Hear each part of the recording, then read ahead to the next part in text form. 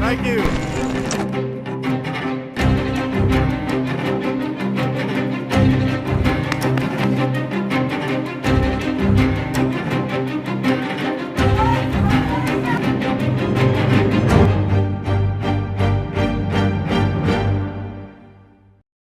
U.S. Leahy foreign aid laws. State and defense departments have been forbidden to fund foreign security units, which have severely violated human rights. According to this law, U.S. shouldn't have aided Israel with $17.9 billion of military aid since October 7th. However, one person bypassed this law: Secretary of State Antony Blinken. I come before you not only as the United States Secretary of State, but also as a Jew. I understand on a personal level. Antony Blinken, as the representative of a nation that positions itself as modern, democratic, and a staunch advocate for human rights, chose to emphasize his Jewish identity in the midst of a conflict that has seen the devastating loss of tens of thousands of Palestinian lives. Mr. Secretary, can you come and talk to us? Antony Blinken's Jewish roots go back to Ukraine. His great-grandfather Mir Blinken was born in a town near Kiev in 1879. In 1904, he emigrated to U.S. with his family. His son Maurice Blinken was a fervent Zionist and a supporter of Israel. We could learn the rest from his grandson's speech at AIPAC, the American-Israel Public Relations Committee. My grandfather, Maurice Blinken, who founded the American Palestine Institute after the Second World War, initiated a report before independence that argued that the Jewish state was indeed possible.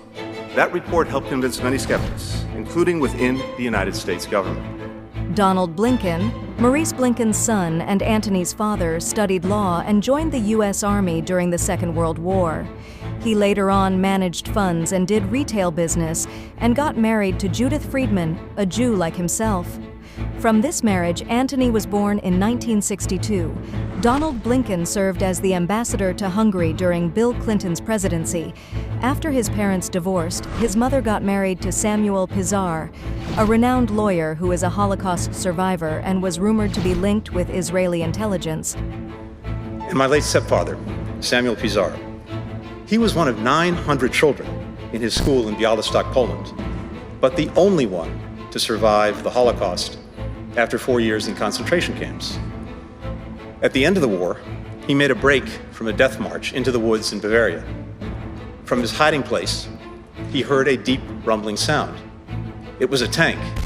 You know, when I saw that huge American tank with a white star, a vision, my first vision of freedom, and that black GI who climbed out of the hatch.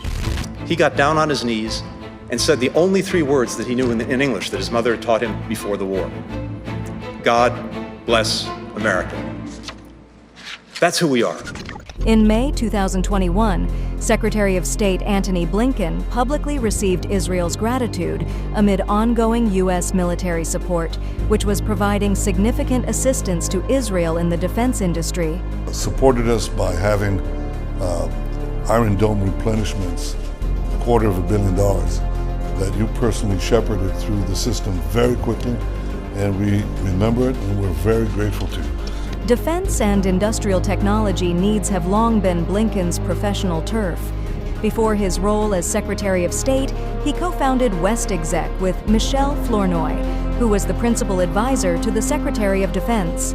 WestExec is a consultancy firm staffed by former defense industry and tech executives, specializing in advising defense firms, which supplied products abroad.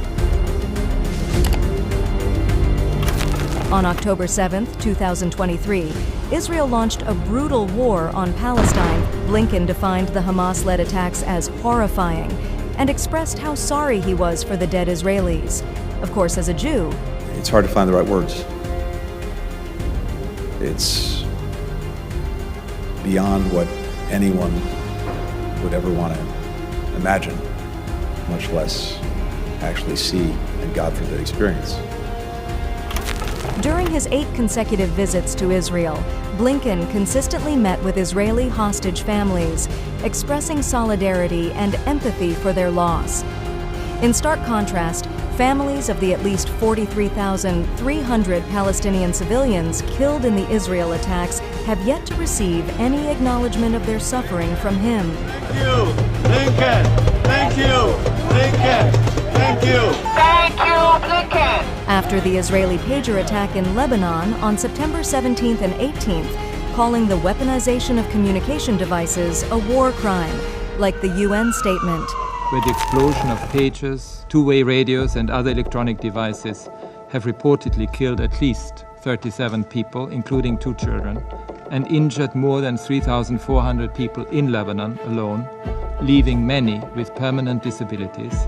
Simultaneous targeting of thousands of individuals violates international human rights law.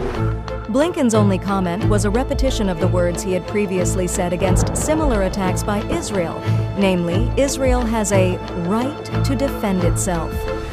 He also faced criticism for not informing Congress about reports of Israeli forces blocking U.S.-sponsored humanitarian aid to Gaza.